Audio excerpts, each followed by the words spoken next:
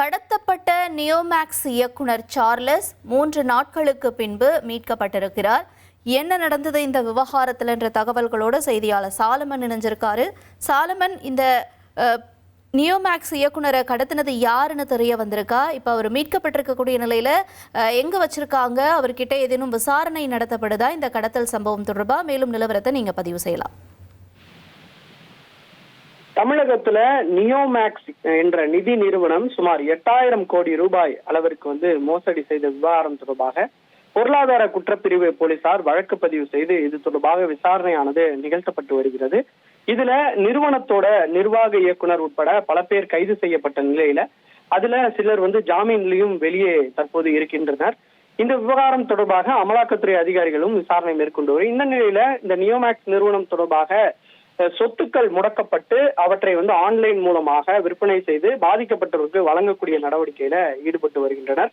இந்நிலையில தான் கடந்த சனிக்கிழமை அன்று கைது செய்யப்பட்டு ஜாமீன்ல வெளியே வந்த இந்த நிறுவனத்தோட இயக்குநர்கள ஒருவரான சார்லஸ் என்பவரை 4 பேர் கொண்ட கும்பல் நாவலூர் தனியார் மார்ல வைத்து கடத்திய சம்பவம் பெரும் பரபரப்பை ஏற்படுத்தியது. இயக்குனர் சார்லஸ் கார்ல ஓட்டுநர் விக்னேஷ் என்பவருடன் செல்லும் போது தான் விக்னேஷ் மால்ல இருக்கக்கூடிய ஒரு கடைக்கு சென்ற போது காருடன் சார்லஸை கடத்தி மர்மநபர்கள் சென்றனர்.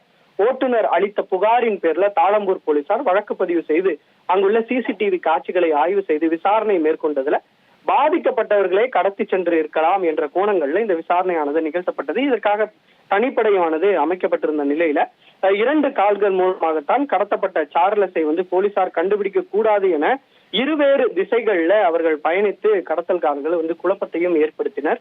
இந்நிலையில தான் ராமநாதபுரம், திருச்செந்தூர், பழனி ஆகிய இடங்களுக்கு அழைத்து சென்றதையும் போலீசார் கண்டுபிடித்தனர்.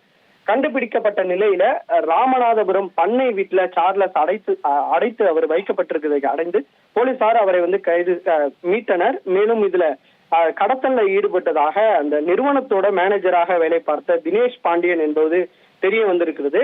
மேலும் அவர்தான் கூலிப்படையை வைத்து இந்த கடத்தல் சம்பவத்தை நிகழ்த்தியிருப்பதும் தெரிய வந்திருக்கிறது. இந்த கடத்தல் சம்பவம் தொடர்பாக மொத்தம் 4 நபர்களை இதுவரை கைது செய்திருப்பதாக போலீசார் தரப்பிலும் தெரிவிக்கப்பட்டிருக்கிறது. சுமார் 1.5 கோடி ரூபாய் பணம் கேட்டு மிரட்டியதும் தெரிய வந்திருக்கிறது.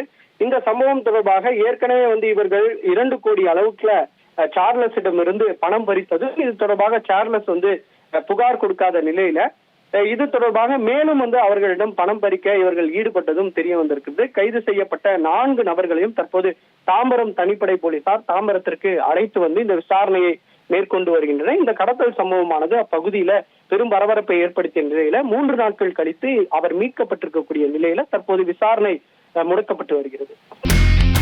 இனி செல்லும் இடமெல்லாம் செய்தி. தந்தி டிவியின் வாட்ஸ்அப் சேனலை ஃபாலோ பண்ணினா செல்ல இருக்கும் இடமெல்லாம் செய்தி.